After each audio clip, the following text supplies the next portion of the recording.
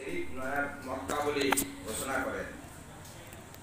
রিয়াদ উস-সুলতান নামক গ্রন্থে গোলাম হোসেন বলেছেন যে নবাব হোসেন শাহ ছিলেন মায়ার শরীফ, মক্কার শরীফ বংশোদ্ভূত।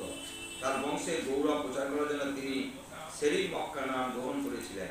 সাধারণত তিনি নবাব হোসেন শাহ নামে পরিচিত ছিলেন। তার মৃত্যুর পর তার জ্যেষ্ঠ পুত্র নৎসত শাহ বাংলার নবাব হন। 1521 থেকে 1533 খ্রিস্টাব্দ তিনিও অত্যন্ত নিষ্ঠুর ছিলেন। তিনি নানাভাবে বৈষ্ণবদের উপর নির্যাতন করেছিলেন এবং তার এই পাপের ফলে খোজা সম্প্রদায়ভুক্ত তারা এক ভিত্ত মসজিদে নামাজ পড়ার সময় তাকে হত্যা করে।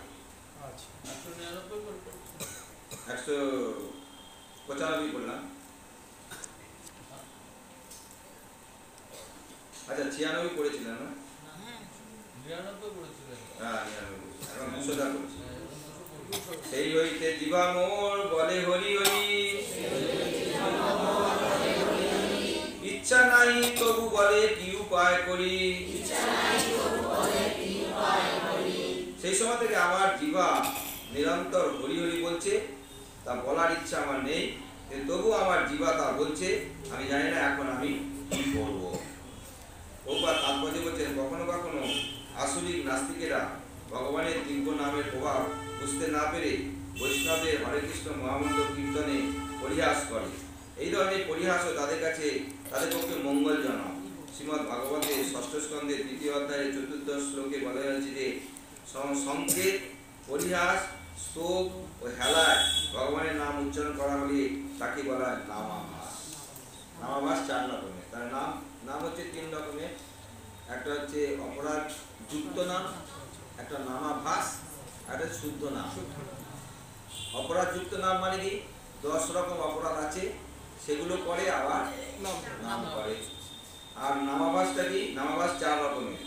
সংকেত মানে ইশারা, পরিহাস তাচ্ছিল্য করা, স্তব মানেও একটা ব্যঙ্গ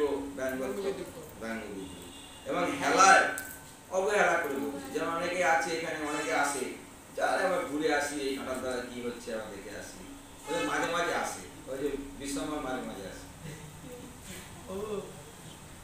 হেলায় ভগবানের নাম উচ্চারণ করা হলে তাকে বলা হয় নামাভাস। কিন্তু তাদের ফল আছে, তাদের কি ফল হয় জানেন? নামাভাসের ফলে ভগবানের যে ব্রহ্ম জ্যোতি আছে ওখানে মিশে যায়, তাকে বলে মোক্ষ লাভ। সাধারণ মানুষেরা ধর্ম, অর্থ, কাম, মোক্ষ চায়, যাকে বলে চতুর্থ পুরুষার্থ বা চতুর্বর্গ। কিন্তু ভক্তরা কি চায়? পঞ্চম পুরুষার্থ মানে কৃষ্ণ প্রেম। ধর্ম, অর্থ, কাম, মোক্ষ চায়, বেদেতে এটা আছে।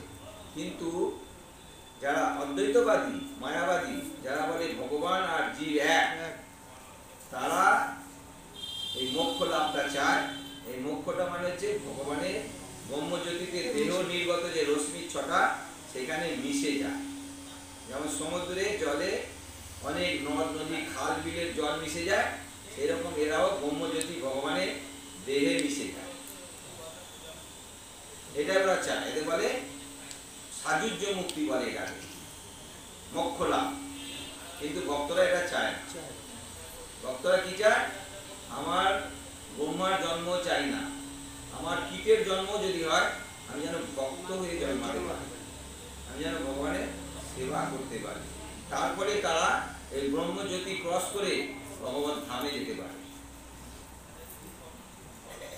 আমাকে আবার উঠতে হবে না, মাইকটা দেখতে হবে।